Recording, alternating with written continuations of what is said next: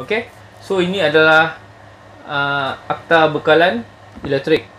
Akta bekalan elektrik.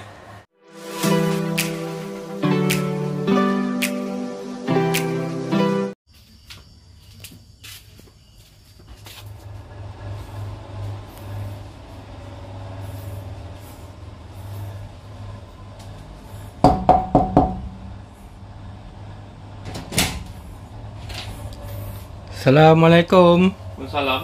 Busy ke tu? Oh, tak adalah busy sangat. Tapi saya sibuk sebenarnya ni. Kenapa tu? Sekarang ni dengarnya ada isu-isu panas sikit lah. Boleh tolong komen tak? Oh, nak komen lah. Nak komen, boleh lah. Duduk dulu, kita berak. So, nak tanya isu apa tu? Isu derhaka dengan bapak tu. Okay, kalau isu yang derhaka dengan bapak tu, kita tak adalah, saya rasa tak adalah nak memihak pada siapa-siapa. Tapi dia lebih kepada fakta, dan kita nak betulkan balik fakta yang takut keliru kan orang awam. Kan?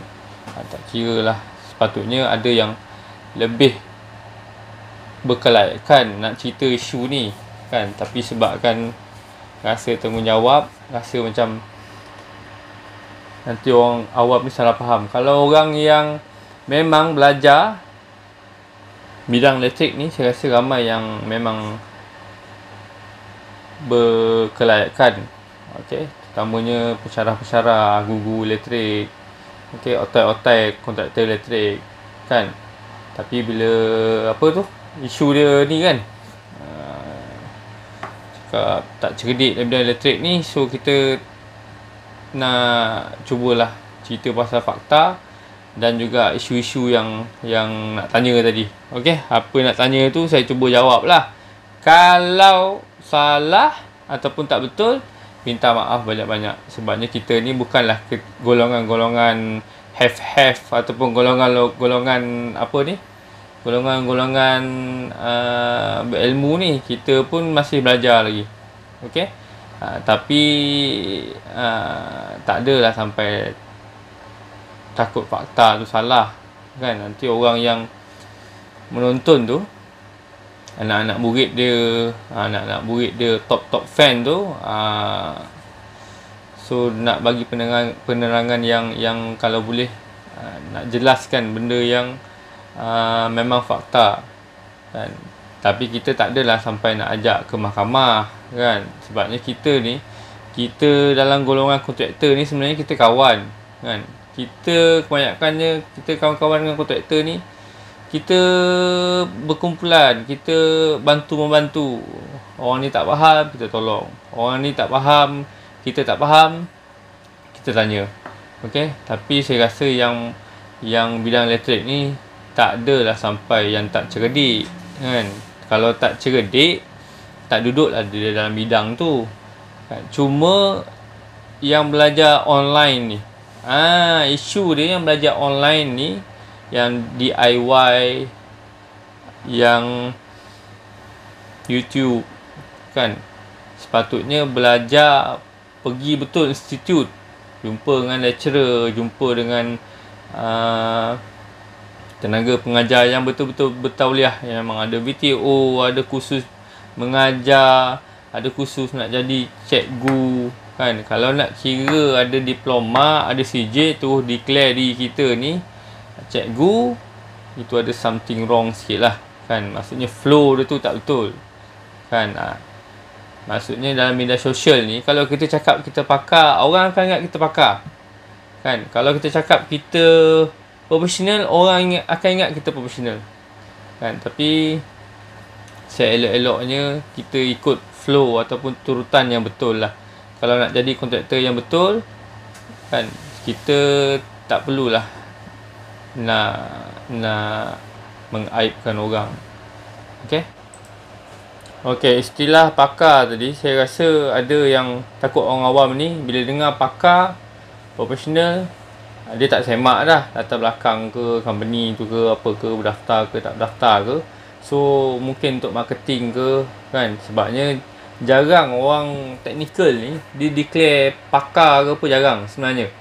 Sebabnya orang yang mahir dalam bidang ni selalunya dia memang buat kerja dia dalam skop dia. Cuma kita ni sebenarnya dalam electrical ni kita saling memerlukan kan. Wireman, PW perlukan chargeman perlukan jurutera elektrik kompetent, IR kan. So dalam chargeman pula banyak kategori, dalam wireman banyak kategori, kontraktor pun sama juga banyak kategori. So mungkin ada yang gunakan istilah pakar, saya pakar ke apa ke. Macam saya tak pakar lah. Jangan pula nanti cakap pakar, parah nanti kan. Sebabnya saya bagi kontraktor yang level-level tak pakai mega sangat ni lah kan. Tak pakai mega sangat. Cuma bukan tak pakai mega, kita ikut customer. Kadang-kadang customer nak sirim je ataupun nak kabel yang dia memang dah highlight mega. Okay, so sekarang isu dia bukan macam tu. Isu dia cara marketing tu. Takut orang awam ni dia tak semak dah. Tak ada masalah kalau betul-betul pakar kan. Masalah ni betul tak pakar tu kan, betul ke tak betul. So isu dia sekarang ni so anak buah saya ni nak tanya pasal yang derhaka dengan bapa. Tu isu dia tu derhaka dengan bapa. Okey, nak betul tak kita derhaka dengan bapa kan, dengan kita punya apa tadi, buku Suruhanjaya Tenaga, panduan pendawaian elektrik kediaman. Okey, so kita nak teruskan je lah, straight to the point. Okay, so isu dia pasal kabel tadi pasal apa tu? Pasal yang first untuk ni lah, kad NSTP tu. Oh, so dia orang tengok kad NSTP. Sebenarnya saya bukanlah top fan, saya tak tahu pun, saya tak pernah follow ke apa, tapi dia orang kadang-kadang hantar tengok saya layan jugalah. Bagus, ada ilmu yang memang betul, ada ilmu yang betul, dan ada yang sikit-sikit yang macam untuk orang awam takut dia keliru kan. So orang budak-budak takut, budak-budak yang baru belajar apa ke, dia takut dia salah faham. Kita sebagai orang teknikal ni kan, kalau tengok YouTube ke memang macam Didik TV ke apa, dia pun Didik TV, saya petik Didik TV Didik TV sebab saya kadang-kadang layan juga dia buat lampu ke apa tu. Cuma dia tak adalah ajar benda yang, saya rasa tak ada ajar benda bukan kan. So dia bagi direct to the point pasal lampu macam mana. Okay, sekarang ni takut isu dia kad NSDP tu dikatakan sebagai apa, lesen ke untuk masuk site apa. Lepas tu ada dia orang hantar komen tu dia sebagai lesen kontraktor ke apa. Sebenarnya sebenarnya itu bukanlah kad NSDP ni. Sebenarnya bukanlah lesen kita sebagai kontraktor elektrik ke, sebagai kita ni orang pakar ke. Bukan. Okay, so saya nak terangkan, nak fahamkan kad NSTP ni. Okay, kad NSTP ni sebenarnya, saya bersalah sebenarnya nak tunjukkan kad ni. Sebenarnya jarang-jarang nak pamer ni, tapi macam tu je lah. Kad NSTP ni sebenarnya untuk kontraktor yang nak masuk site kerja TMB. Okay, so siapa yang diwajibkan ni? Maksudnya tak kira kontraktor tu buat mesin rumput ke, kontraktor tu nak cat pencawang ke, nak cat MSB room ke apa ke, okay, nak servis aircon dalam bilik, dalam kawasan TMB ke, dia diwajibkan ada ni, paling kurang seorang dalam company dia. Tak salah saya lah, kalau dah dipinda tu saya tak pastilah tu, sebabnya kita ni tak apa nak rajin semak sangat. Okay, cuma kad ni bukanlah macam dikatakan tu untuk site rumah-rumah yang TMB supply tu untuk masuk kawasan rumah tu. Takut salah anggap, takut jadi kes tunjuk kad ni saya kontraktor TMB. Tak, untuk jadi kontraktor TMB ni pula dia ada CJ vendor dia kan. Saya kadang nak keluarkan CJ vendor ni tak ada kepentingan dengan saya nak keluarkan, munculkan kad NSTP ke, kad CIDB ke, kad tak ada keperluan. Sebabnya kontraktor kebanyakannya lah dia tak pamer kan. So tapi anda semua boleh cari dekat CIDB punya link. Nanti saya bagilah link dekat bawah ni. Kalau kat YouTube saya bagi kat bawah, kalau kat Facebook kat atas lah. Okay. So boleh tengok kontraktor tu berdaftar ke, tak berdaftar ke, betul-betul ikut bapak ke, atau dahaka dengan bapak ke, anda boleh tahu kat situ. So isu dia kat NSTP ni takut orang salah faham. Bukannya bermaksud kita ni kontraktor elektrik yang TNB bagi green light, nak masuk ikut suka, nak masuk ikut sedap kita je. Okay, kita kontraktor elektrik. Padahal ini adalah lebih kepada safety passport. Okay. Alright. So safety passport ni nak ambil dia, tak salah saya, sehari ke 2 hari dengar khusus. Lepas tu tak kira janji company yang anda hantar kan, contohnya pembantu ke, helper ke, apa ke, wajib kena ada. Contoh nak masuk, so company hantar, so anda ada kad ni. Okay. Jadi rasa isu kad ni jangan salah faham. Bukanlah bermaksud anda ada kad ni anda seorang wireman. Tak juga kan. Dia orang nak masuk rumput pun kena ada kad ni kalau nak masuk kawasan TNB, dan ada orang monitor lah. Okay. So janganlah salah guna, pergi rumah customer cakap saya kontraktor TNB ke apa ke, salah guna tu. Okay. So kena faham kenapa NIOS buat kad ni. Bukannya untuk kita tunjuk kita ni kontraktor TNB. Tak. Okay. Untuk jadi kontraktor TNB kena ada vendor TNB pula. Kan, saya punya vendor TNB pun nak renew bukannya in tu dapat, kena reject pula, kena balat, kena masuk balik pula kan. Itulah. Okay, nak jadi vendor TNB, kalau nak jadi vendor TNB kena register lah. Alright. So yang kedua, saya rasa isu dia pasal bapak tu pasal apa buku ST. Oh, buku ST tu, itu isu sensitif tu kan. Kalau pandukan buku tu, wah, ni nak komen ni, masalah ni nak komen. So okay, apa soalan ni nak tanya lagi tu? Kalau saya boleh jawab, saya jawab kan. Kalau tak boleh jawab, kita menung je lah. Okay.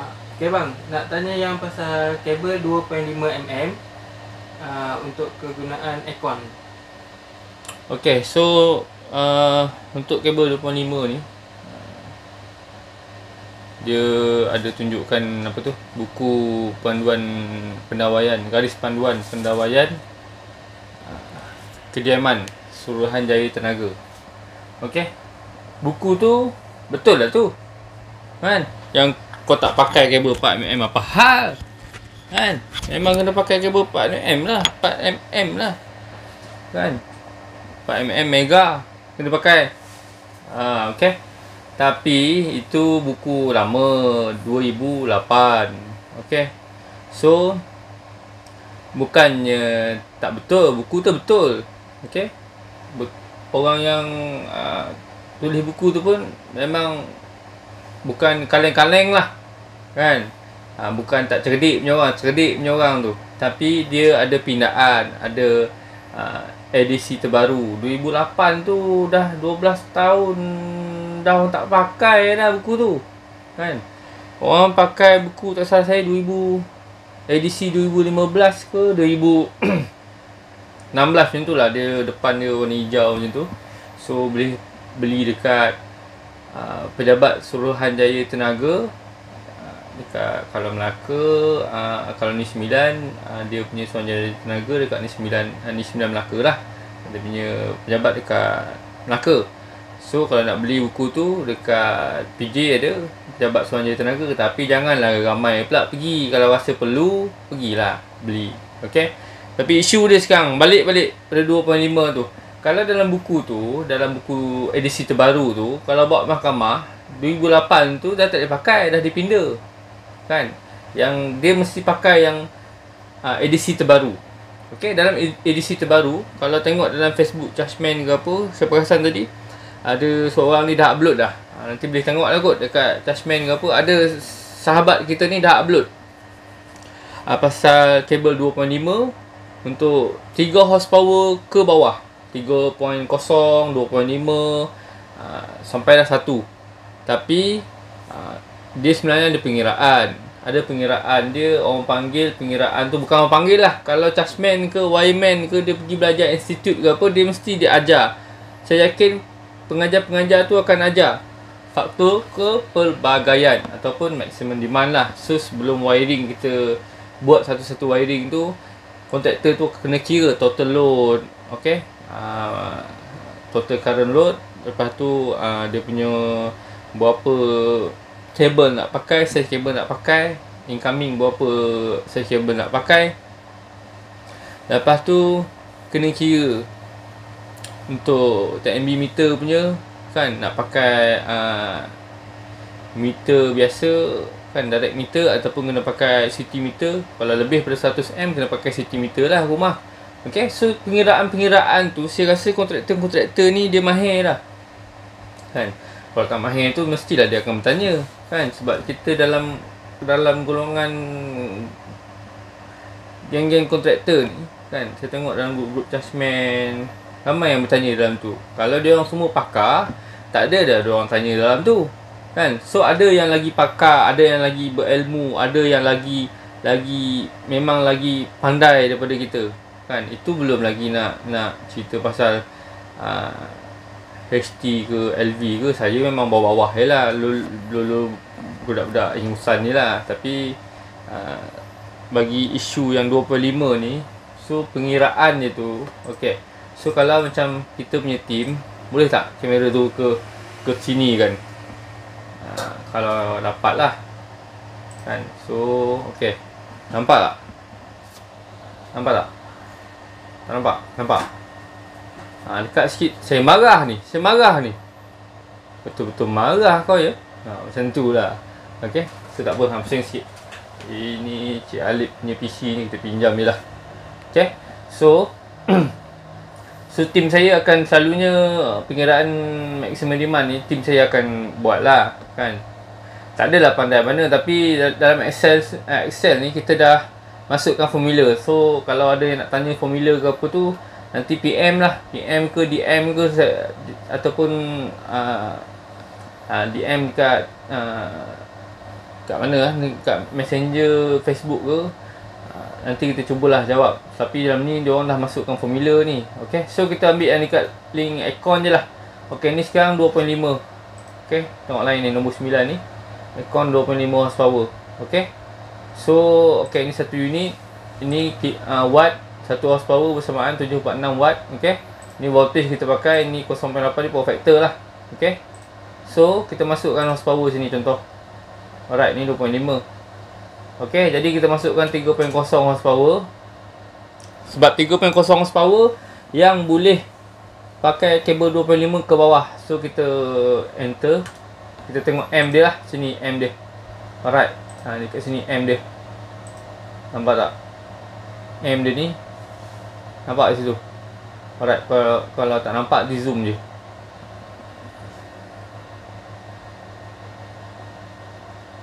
Alright, so dekat sini. Ni jangan tengok lah, ni bawah ni pump tu tak payahlah. Alright, dia guna 11.44 M. Okay, so 100% ni apa dia? 100% ni penggunaan lah. Okay, faktor kepelbagaian dia. Okay, so total M dia adalah 11.44. Alright, so boleh tak pakai kabel 2.5? Okay, kalau anda boleh jawab sendirilah kat bawah komen tu kan. Kalau 2.5, kita masukkanlah 2.5. Alright, so kita akan dapat 9.5 M. Alright, kalau 1 horsepower kita masukkan, kita akan dapat 3.8 M. Kalau inverter lagi bawah lah. Okay, so macam wiring rumah, saya tengok buat wiring rumah besar-besar, kira ke tak kira sebenarnya kan. Sebab nanti TMB bagi 100M contoh, ataupun 63M, tahu-tahu kita pakai lebih kan, aircon sampai 15 unit kat rumah ke, berapa horsepower ke apa ke kan. Jadi betul tak kira tu, kira ke tak total load. Kalau anda memang kontraktor, tahu saya dia orang akan kira lah. Okay, tapi kalau yang tak nak sebut pakar ni, banyak kali macam bersalah pula. Tapi tak apalah, rasanya dia kira jugalah kan. Jadi benda ni bukannya kita, dia dah bagi maksimum kabel. Contohnya 4mm untuk apa, 6mm untuk apa, 2.5 untuk apa. Tapi kita sebagai orang teknikal kena tahulah pengiraan dia, nak dapat M dia berapa total M kita pakai rumah tu. Kan? Untuk dapatkan, contohnya untuk dapatkan total. Okey? Contoh macam ni lah. RCCB berapa sesuai, kita pakai single phase ke, 3 phase ke. Okey? RCCB nak pakai size berapa. Okey? Kabel utama dan kabel lain-lain kabel lah. Okey? So dekat isu yang kabel 2.5 tadi, kalau dia gunakan pindaan yang baru, so yang 2008 tu kalau lawan kat mahkamah, teruk juga kena nanti. Kan? Satu lagi, dia cakap orang tu tak berdaftar kontraktor ke. Kita kena check diri kita ni, kita dah haka ke tak dah haka dengan bapak kita tu. Okey. Sebab apa? Sebab dalam elektrik kita tak guna satu buku je ataupun satu panduan je. Okey. So ini adalah Akta Bekalan Elektrik. Akta Bekalan Elektrik dan juga peraturan elektrik. Okey. So saya rasa ni lama punya edisi, tak ingat lah saya edisi mana ni. Tapi sekarang dah ada pindaan baru. Okey, 2016 ke 2017 ke pindaan dia. Okey. Tapi kalau ada terbaru lagi tu yang paling latest saya pun tak check pula kan. Sebabnya kalau wireman ke chargeman ke apa, dia orang akan belajar. Buku akta ni memang akan belajar. Dia tak belajar kat institut ke apa, dia tak belajar tu garis panduan tu kan. Sebab dalam ni lah ada ST, dalam ni dah ada pemegang lesen, dalam ni lah ada undang-undang. Okey, dalam ni ada peraturan-peraturan. Okey, kalau nak tahu anda dah haka tak dah haka kan, dah haka ke tak dah haka dengan bapak tu, kita check. Okey, sebagai seorang kontraktor, anda tak boleh dah haka dengan bapak anda. Dengan bapak kita tu lah. Tapi sebenarnya tak bagus juga nak guna perkataan bapak kita tu, sebab sebenarnya tenaga tu kira besar sebenarnya. Dia yang akan jalankan undang-undang dan juga ni section dalam ni. Okey. So buku ni ataupun akta ni, jarang lah orang panggil buku ni. Selalu orang akan panggil buku akta macam tu. Okey. Okey, buku akta ni dia ada section macam ni. Okey. Section ni dalam undang-undang lah. Okay. Section ni undang-undang. Alright. So kalau peraturan ni, peraturan lah. Contohnya pendawaian, orang kompeten ke apa. Okay. Mana peraturan. Alright. So, orang elektrik memang akan pakai ni. Okay. Alright. Peraturan ni. So kita nak semak, boleh ke tak boleh pendawaian dilakukan oleh bukan kontraktor. Saya tak adalah cakap kalau buat part time ke apa tak boleh. Bukan macam tu. Maksudnya kita ni yang cerita ratus ribu projek, puluh ribu, ratus ribu ni kan, berdaftar ke tak berdaftar. Dan supaya orang awam ni tak nak cakap pun serba salah sebenarnya. Kan cakap tertipu macam fitnah pula. Tapi orang kita tu lah tak faham. Dia tak faham konsep, tak faham flow, chart. Nak cakap bahasa Inggeris ni tak apa lah power sangat. Tapi salah ke tak salah sebenarnya, kita boleh check dalam ni. Kontraktor yang mengaku kontraktor kan, mengaku kontraktor, salah ke tak salah bila tak berdaftar ataupun tak ada pendaftaran ataupun tak ada orang kompeten. Okey, dalam syarikat. Jom kita cari dekat peraturan. Sabar, saya cari dulu. Sabar. Orang ni jenis yang tak berapa nak cerdik kita ni. Kan? Okey, so kalau tak nampak, zoom. Tekan dekat tengah tu. Zoom. Kalau tak tahu juga. Okey, so jom. Kita akan duduk, kita akan baca sikit ni peraturan ni. Kan, saya pun tak adalah ni masa baca, masa kena exam dulu teruk juga kena bantai. Mesti cik-cik tu ada tengok saya ke apa ke, kenal, oh Mamat ni aku maki dulu. Kan, tapi tak apalah. pengalaman kan, supaya kita ni jadi orang yang macam ikut lesson padi kan. Bukan senang boh kan. Okey lah, tak apalah, itu cerita lain lah. Okey, alright ni. Okey, peraturan 75. Cara nak baca buku akta ni. Ini dulu nak baca buku akta ni bukan main baca je. Sebab tu orang suruh berguru, orang suruh belajar ataupun suruh pergi masuk institut belajar. Cik tu, pensyarah tu akan ajar kita cara nak baca dia, cara nak cari, cara nak baca buku akta elektrik ni kan. Okey, so kita akan pergi dekat peraturan 75 dalam kurungan 1. Okey, kontraktor elektrik. Nampak tak? Tak nampak? Zoom lah supaya nampak kat sini. Okey, nampak kat sini? Kita pun tunjuk macam tu juga. Nampak sini tak? Nampak? Kontraktor elektrik. Okey, pendaftaran kontraktor elektrik. Nampak? Kalau tak nampak, zoom lah. Okey. Okey, peraturan 75 dalam kurungan 1, tiada seorang pun boleh melaksanakan atau menjalankan apa-apa kerja elektrik melainkan jika dia memegang perakuan pendaftaran yang sah sebagai seorang kontraktor elektrik yang dikeluarkan di bawah peraturan ini. Okey? So, peraturan 75 dalam kurungan 2. Apa dia? Perakuan pendaftaran sebagai kontraktor elektrik hendaklah dalam borang Q. Dia ada borang Q dia pula, kan? Yang ditetapkan dalam jadual peraturan dan kehendak sah bagi tempoh tidak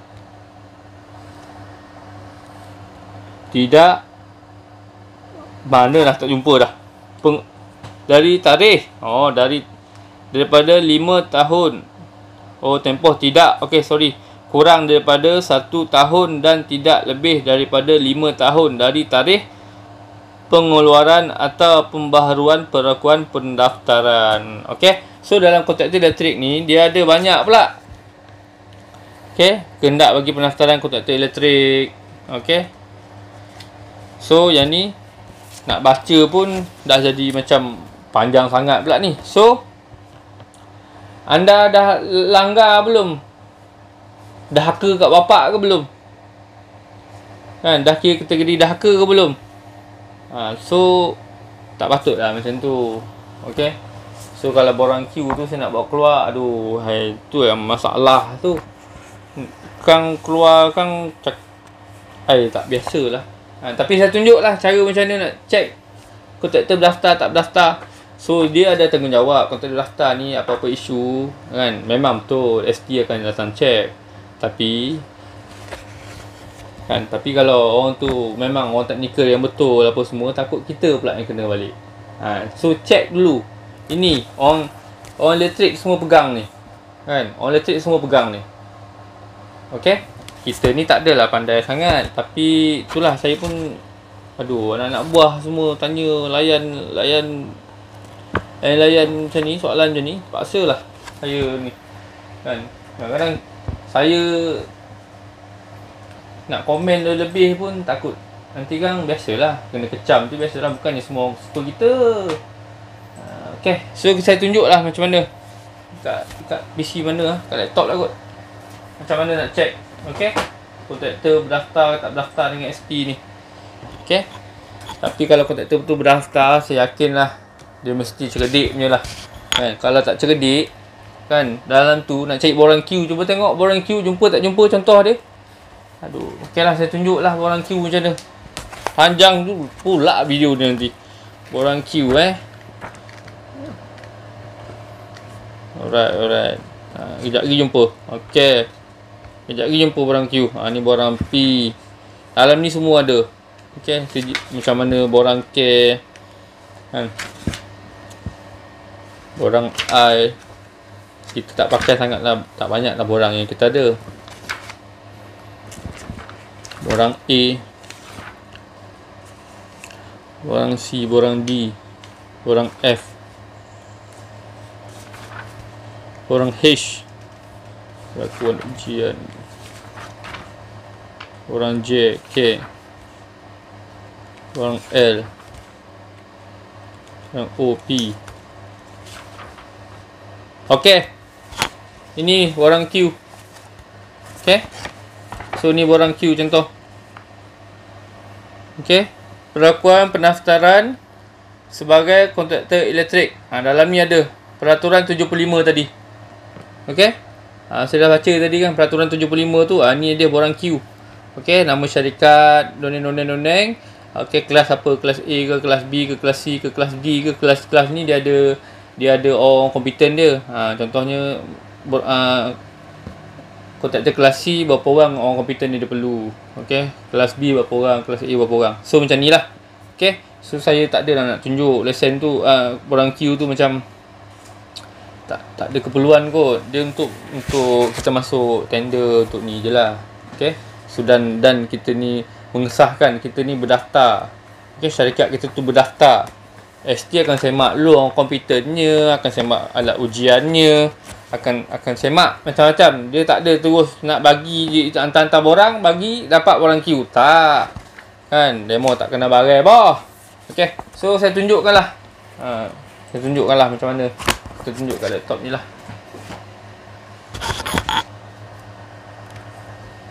Okay, saya tunjukkan lah macam mana nak cari, nak check kontraktor tu berdaftar ke tak. Okay, saya tak ada lah nak ni cuma orang awam. Benda ni kita boleh check dekat Google, kita boleh check sendiri. Okay, so supaya anda sebagai orang awam ni pilih betul kontraktor anda. Dalam Facebook ke, dalam media sosial ni kadang-kadang biasalah. Semua orang cakap benda yang ni marketing kan. Tapi kita kena adalah sedikit ilmu tu. Okay, so kita boleh pergi dekat sini ecos.st.gov. Okay, ataupun type je kontraktor elektrik berdaftar dengan Suruhanjaya Tenaga. Okay, nanti dia keluar lah link lebih kurang macam ni. Okay, so lepas tu akan nampak macam ni. Alright, akan nampak ecos macam ni. Masuk kan, anda mesti tahu kontraktor tu kat mana, office kat mana. Dia mesti, kalau dia berdaftar syarikat dia contoh ni 9. Dia cakap syarikat dia kat mana, ni 9. Cek lah ni 9. Tapi ni 9 dan Melaka. Kalau ni 9 ni. Okey, kalau dia cakap dia punya syarikat elektrik kat Johor, select lah negeri Johor. Okey. So kalau kat Selangor, pilih Selangor lah. So anda pilih lah. Kontraktor tu mesti bagi tahu alamat dia kat mana semua kan.